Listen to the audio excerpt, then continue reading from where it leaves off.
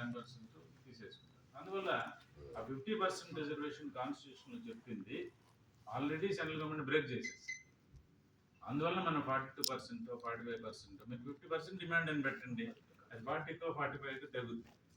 అందువల్ల ఒక స్పెసిఫిక్గా వేగ్గా ఏ ప్రోగ్రామ్ పెట్టద్దండి. నాకు తెలిసినటువంటి పరిపాలన అనుభవంతో రాజకీయ అనుభవంతో వేగ్గా పెట్టకుండా this is what we want, అది కావాలంటే 4-5 సమావేశాలు పెట్టండి, బ్రెయిన్ స్టార్మింగ్ సెషన్స్ పెట్టి ఇలా చేసినప్పుడు బ్రాహ్మణవర్లో మొట్టమొదటిగా బీసీ వర్గాల గురించి అంబేద్కర్, పెరియార్, రామస్వామి తర్వాత అంబేద్కర్ మనం చాలా థ్యాంక్స్ చేయాలి.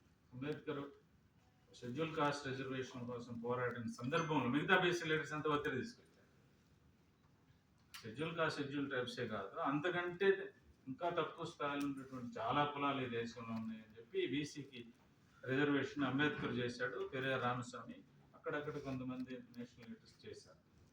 ఆ తర్వాత mandal commission, VP Singh mandal commission అది పెద్ద ప్రయత్నం చేశారు. ఈడబ్ల్యూసీకి వచ్చేటప్పటికి కథ మొత్తం మారిపోయింది. అందులో దేశం మొత్తం మీద ఒక బీసీ రిసర్జెన్స్ అనేది జరుగుతూ ఉంది అని మనం గుర్తించాం. అంటే బీసీ వర్గాల్లో మనం ముందుకు పోవాలంటే రాజకీయంగా ముందుకు పోకుండా ఆర్థికంగా ముందుకు పోవడం చాలా కష్టం.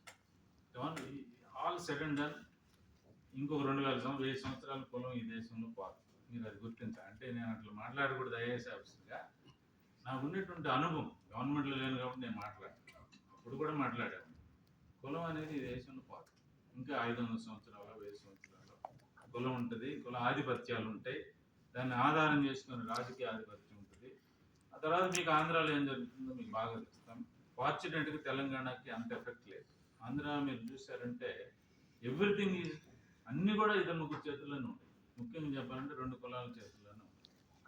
ఈ డామినేషన్ ఎవరు బ్రేక్ చేయలేనటువంటి పరిస్థితి. నంబర్స్ తక్కువ ఉన్నా కూడా బీసీలు ఆంధ్రాలో ఈక్వల్గా ఉంటాయి. అన్ని రాష్ట్రాలు ఉన్నట్టు బీసీలు దేశం మొత్తం మీద 60% నుంచి 70% ఉన్నారు. అది ఎవరు డిస్ప్యూట్ చేయలేనటువంటి, ఎవరు క్వశ్చన్ చేయలేనటువంటి ఫ్యాక్ట్.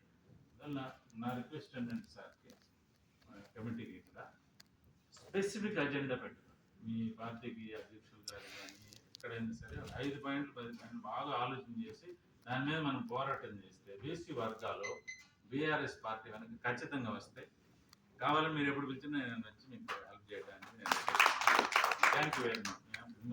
మీరందరూ నన్ను గౌరవించి నాకు ఎంత కావాలంటే thank you very much. I want to honor all your members.